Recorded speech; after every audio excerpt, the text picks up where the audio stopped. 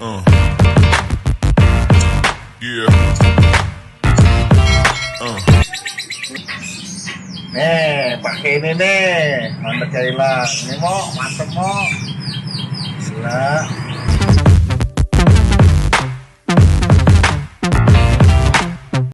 Nah, salam makan rumput Nusantara bersama saya Yoga Channel ya. Selalu membahas dunia perkicauan, terutama murai batu ya teman-teman. Terima kasih yang sampai saat hari ini masih bergabung, dan yang baru bergabung juga terima kasih. Ikutin terus Yoga Channel supaya link ini juga bermanfaat dan juga semakin berkembang. Dukung terus ya. Nah, teman-teman, menarik ya kalau kita bahas sisi karakter murai itu memang nggak ada habisnya. Memang sampai saat hari ini pun saya juga masih tetap belajar. Dan memang pengkarakteran murai itu memang ada beberapa kategori golongan gitu ya. Golongan murai, maksudnya golongan di sini ya karakternya gitu loh, yang kita harus pelajarin dan kita juga harus tahu. Saya contohnya ekor hitam, ekor putih, settingannya seperti apa, settingan lombanya, settingan hariannya yang sudah seperti saya kasih tahu. Terusnya ada beberapa hal yang mungkin sampai saat hari ini saya juga masih belajar, dan teman-teman juga butuh belajar juga gitu ya. Jadi tidak ada salahnya, yang namanya belajar itu memang butuh proses, dan memang ya nggak ada yang lebih baik, nggak ada yang lebih baik ini itu nggak ada. Semua murai pasti ada kekurangannya. Semua kehebatan murai yang menurut kita durasi kerjanya bagus, volumenya bagus, kencang gitu ya, terusnya durasi kerja bagus, terusnya materinya bagus, pasti biasanya ada kekurangannya. Entah itu ngetem, entah itu kadang-kadang over kan gitu ya. Jadi semua itu sebenarnya nggak ada yang perfect gitulah kalau mau dibilang. Kayak orang aja, orang jago matematika, orang jago IPA, tapi belum tentu dia jago menggambar kan gitu. Nah gitu ya teman-teman. Nah, untuk kali ini saya akan membahas dari pertanyaan Om Saiful Sidoarjo. Om Saiful Sidoarjo ini dia ngechat WA Jabri pribadi gitu ya, nanya mengenai murai batuk yang kik gitu ya. Bunyinya seperti itu, kok belum sembuh-sembuh. Sudah stop kroto, stop mandi dan jemur. Nah, gini teman-teman. Saya juga akan mau menjelaskan mengenai murai batuk ya, Jenis batuk itu sebenarnya banyak macamnya gitu. Tapi paling tidak kita harus tahu background sejarahnya dia itu murai seperti apa. Contohnya murai batuk. Yang pertama kita bisa cek, karena saya kan nggak tahu ya pengkondisiannya seperti apa ya Om Saiful ya. Nah, saya nggak tahu pengkondisiannya Om Saiful ini seperti apa, batuknya itu karena apa. Nah, jadi sebelum kita menyelesaikan masalah, kita harus tahu dulu alasannya dia seperti apa, alasan batuk itu seperti apa, kenapa dia bisa seperti itu. Kita harus gali, kita harus observasi. Jadi nggak semata-mata batuk karena nggak ada penjelasannya kayak gimana, tiba-tiba batuk aja kan gitu, kita nggak tahu. Makanya kita harus cari tahu dulu. Nah teman-teman, untuk kali ini batuknya itu misalnya murai batuk kik gitu ya. Karena yang pertama misalnya karena umbaran. Ini faktor murai batuk biasanya beberapa hal nih. Ini yang pertama umbaran. Ketika burung diumbar itu waspada. Yang contohnya waspada ini, contohnya kita nggak tahu dia makan kupu-kupu atau enggak. Siang-siang misalkan kalau di umbarannya di kebun gitu ya, ternyata ada kupu-kupu yang warna abu-abu atau putih kecil gitu ya. Nah itu kan bahaya, itu racun kalau di umbaran, apalagi terbuka kan, itu sering banget hal terjadi tuh kayak gitu. Terus yang kedua, ketika di umbaran coba cek lagi, itu deket rumput ilalang atau daun apa enggak. Kalau misalnya hariannya dengan jangkrik yang sedikit diumbar di taman, ternyata ada daunnya jatuh, daunnya masuk ke umbaran, dan akhirnya dimakan murai, dipatok-patok gitu. Karena apa? Burung murai itu kelaparan teman-teman. Jadi sadarin ketika hariannya kita udah main jangkrik sedikit, diumbar, terusnya udah diumbar, ada pohon daun jatuh daunnya, dan akhirnya burung itu makan daunnya, makan rumput, kalau nggak rumput yang mulai naik gitu ya, dan dia memang ditaruh dia di taman tapi rumputnya itu ilalangnya tinggi, kan itu bahaya juga. Ada sesuatu hal daun yang masuk ke umbaran, ketika murainya itu matok ya udah gitu teman-teman. Nah ini ketika di umbaran ya, kupu-kupu, daun, terus serangga lainnya, atau dia juga bisa makan yang namanya karet. Nah pengalaman saya pernah ketika saya umbar, memang umbarannya memang terbuka, tapi dekat tempat sampah, banyak pohonnya, tanamannya juga. Nah, itu saya pernah pengalaman itu. Nah, biasanya dia suka juga kayak karet. Pernah makan karet, dan karetnya itu keluar nyepah. Karena bunyi, saya kan nggak tahu itu udah berapa hari. Waktu itu kalau nggak salah 1 mingguan lebih. Hampir 2 minggu. Itu burung nggak bunyi-bunyi karena bunyi kik gitu, batuk dia itu sebenarnya kayak apa ya. Ternyata nggak lama setelah 2 minggu itu baru dia nyepah tuh. Saya jor jangkrik, saya kasih PMW, keluar tuh dia tuh karet. Ternyata karet yang kuning teman-teman, karet yang kuning segini ya, yang buat ngiket gitu, yang ngiket misalkan kalau belanja di sayur atau di mana gitu ya, itu ada karet kuningnya. Nah itu ternyata murai saya itu makan karet. Memang lokasinya bukan kebun, tapi kayak model deket sampahan, tapi dia ada pohon-pohonnya gitu. Sebenarnya taman, cuman ada sampahannya dan ada pohonnya. Dan akhirnya ternyata makan karet. Nah itu kalau kondisi di umbaran, coba cek gitu ya, batuknya itu karena apa gitu ya.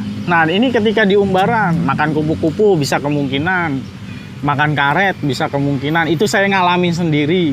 Terus yang ketiga, makan daun ataupun rumput ilalang. Kalau itu nggak kecerna langsung, karena kalau makan daun, rumput, itu dia nggak langsung ketelan teman-teman. Bisa nyangkut. Coba perhatiin kalau daun itu bahaya juga itu sebenarnya itu. Makanya harus dialirin air yang deras gitu ya, biar bisa keluar. Itu susah juga tuh, itu bahaya tuh. Makan daun juga itu juga bahaya itu. Belum tentu langsung ketelan, bisa di kerongkongannya nempel. Seperti itu. Karena kerongkongan basah, daun itu kering dan dia bisa nempel. Itu bahaya juga. Apalagi makan kupu-kupu. Itu mati bisa karena racun. Racun kupu-kupu itu bahaya banget itu. Bersyukur ketika punya daya fisik yang fit murainya. Kalau misalnya masih bisa bertahan lah. Kalau misalkan ternyata mati, nah itu bahaya kalau kupu-kupu. Kalau di umbaran ya. Jadi kita cari tahu dulu penyebab batuknya itu. Kita observasi, jadi tidak semena-mena kita nggak tahu dasarnya, kita harus tahu. Nah gitu teman-teman. Jadi ketika di umbaran batuk kik gitu ya, kik gitu ya. Umbaran itu ada 3, tapi bisa juga yang lainnya. Pokoknya kita di sini sama-sama belajar. Nah yang kedua, yang pertama di umbaran, yang kedua kalau kita full kerodong itu kita perlu waspada juga yang namanya cicak teman-teman. Cicak itu bahaya. Kalau nggak cicak, terus yang kedua kecoa. Gitu. Jadi kondisi di kamar saya itu pengap, panas. Otomatis kan nggak saya full kerodong. Karena apa? Ketika di full kerodong, otomatis hawanya pengap dan akhirnya dia bisa juga cabul sebenarnya karena hawanya panas gitu. Apalagi keseringan full kerodong sebenarnya bisa cabul. Makanya dibuka sedikit sejengkal lah dari depan gitu. Supaya ada sirkulasi udara sebenarnya. Kerodong full bagus, tapi dibuka sedikit itu lebih bagus. Apalagi kalau kerodongnya tebel banget gitu kan. Nah itu harusnya dibuka supaya dia nggak pengap dan juga panas. Ketika panas larinya ke emosi dan akhirnya apa? Cabul gitu. Kalau nggak ya mulai tanda-tanda cabul dia mulai kegerahan dulu ya, seperti itu. Nah kerodong full itu juga sebenarnya bahaya ketika ini saya bukan apa ya, maksudnya bahaya ini kita bahasnya karena murai itu batuk. Kerodong full, atasnya kan bisa kemasukan yang namanya kecoa, bisa kemasukan cicak. Ketika burung lagi anteng-antengnya, tengah malam, tau-tau gerabakan, lampunya dimatiin, gerabakan gitu ya. Nah, ketika di kerodong full, dia ngejar yang namanya kecoa, dia ngejar yang namanya cicak, dia ngejar yang namanya serangga yang masuk di kerodong, itu juga sebenarnya bahaya. Itu bisa bikin batuk. Kecoa apalagi. dia matuk kakinya, dia matuk yang sayapnya, bulunya, itu kan sebenarnya bahaya juga kalau udah kemakan gitu sama murai. Sedangkan dia matuk-matuk karena apa? Mengganggu teritorialnya dia kan, dan akhirnya dipatok-patok dan bikin sakit. Apalagi kakinya kecoa itu kan tajam juga kayak jangkrik. Nah seperti itu teman-teman yang perlu diwaspadain. Paling tidak itu sebenarnya ketika di Fulcrodong, ciri sederhananya itu gerabakan. Cek kalau teman-teman punya murai ketika di malam hari, gerabakan itu kenapa? Kalau udah gerabakan, buka kerodongnya. Buka kerodongnya separuh lah gitu. Paling nggak, biar dia bisa ngelihat situasi luar. Jadi biasanya di situ bisa ada kecoa atau cicak gitu teman-teman. Bahkan semut juga bisa kalau misalkan cantelannya itu apa? Nggak dikasih yang namanya pelicin gitu ya, kalau nggak gemuk gitu ya, apalah pokoknya, jadi biar nggak masuk semut gitu ya. Nah itu sebenarnya bahaya juga teman-teman kalau di Fulcrodong seperti itu. Nah kita harus cek, apalagi kalau dia gerabakan gitu ya, di umbaran, di Fulcrodong. Nah batuk bisa terjadi juga ketika saya menyarankan teman-teman mandi malam plus cacing ketika over. Ketika burung sedang over, birahi, over emosi, saya suruh mandi malam plus cacing. Ternyata teman-teman nggak paham mandi malam plus cacingnya itu kayak gimana. Nah, saran saya mandi malamnya itu kan embun, tapi basah kuyup. Gimana caranya? Ya berarti pakai sampo. Ketika di mandi malam itu bisa yang namanya, ketika di mandi malam itu bisa kemungkinan itu jadi batuk. Sebenarnya bukan batuk, flu dia. Ketika di mandi malam ditembak semprot kenceng, nah itu bisa flu, kemasukan air sebenarnya, pilek itu, bukan lebih ke arah batuk tapi pilek dia. Nah ketika batuk jadi akhirnya tek tek gitu juga, itu bisa juga gitu ya. Nah makanya ketika kalau mandi malam jangan ditembak kenceng, tapi juga mandi embun, tapi dimandiin embun aja dengan sampo. Kalau sampo itu kan halus tapi bisa bikin basah kuyup yang namanya bulu. Nah ketika dimandi itu juga bisa bikin seperti itu teman-teman. Jadi bahaya ketika mandi disemprot itu kena hidungnya gitu ya. Nah makanya butuh yang namanya megar. Jadi ketika disemprot itu megar, jadi dia kayak embun, jatuhan embun kayak gitu-gitu. Nah itu sebenarnya kasih sampo aja udah lepek dia gitu ya. Jadi jangan sampai dimandiin tapi basah kuyup karena disemprot gitu ya, yang tajamnya gitu. Nah itu jangan juga seperti itu. Kalau yang udah biasa kayak saya, ya itu aman-aman aja, jadi tahu karena tahu tekniknya gitu ya teman-teman. Tapi kalau yang belum tahu, saya suruh mandi malam plus cacing, mandi malamnya disemprot kuyup kenceng tapi yang tajam. Nah itu bahaya, apalagi kena hidung gitu ya. Kita aja kalau disemprot pakai semprotan ini ya, itu aja bisa masuk ke hidung kan, jadinya pilek, flu gitu. Nah mungkin seperti itu. Nah itulah jenis batuk pada murai. Penyebabnya kita harus cari tahu, alasannya seperti apa, baru kita penanganan gitu ya teman-teman. Nah untuk yang diumbar, misalkan dia batuknya karena makan daun, makan kupu-kupu. Kalau makan kupu-kupu ya itu kita pasrah, kita nggak bisa banyak berbuat gitu loh. Mungkin kalau saya pribadi kalau udah seperti itu ya mau gimana gitu loh. Paling nggak kita harus banyak obat kita kasih gitu ya. Tapi efeknya pasti tentu ada. Contohnya ketika dia makan kupu-kupu atau apa, pakai aja Magic SM gitu ya.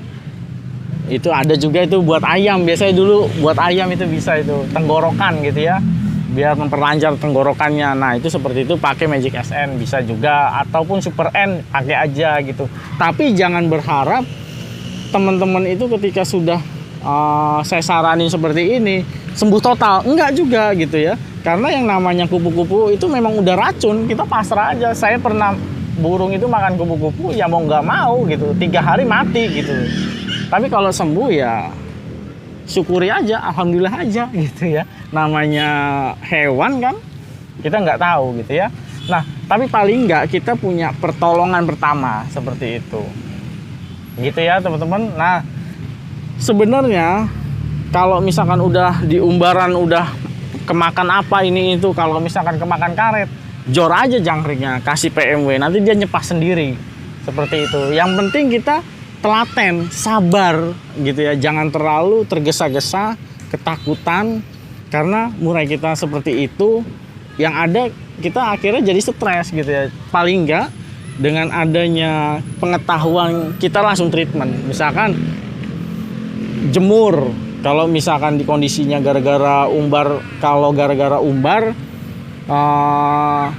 dijemur itu kalau misalkan teman-teman karena mandi kesemprot banyak airnya dan akhirnya jemur aja, jemur sauna juga nanti hilang perlahan-lahan gitu ya.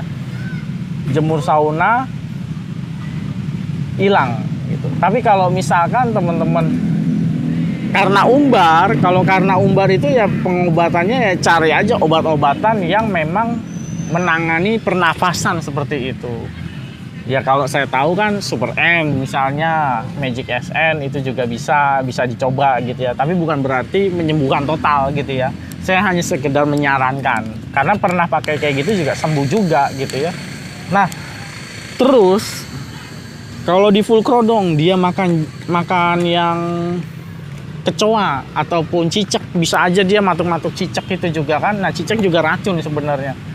Itu juga bahaya juga. Nah, apalagi kecoa itu bisa bikin tajam perih itu di tenggorokan. Nah, yang saya takutkan adalah ketika makan kecoa yang tajamnya itu ketelen ataupun bulunya itu rontok ketelen ataupun cicak, itu sebenarnya racun juga. Kemakan sama dia kepatok-patok dan itu jadi racun, ketelen gitu ya.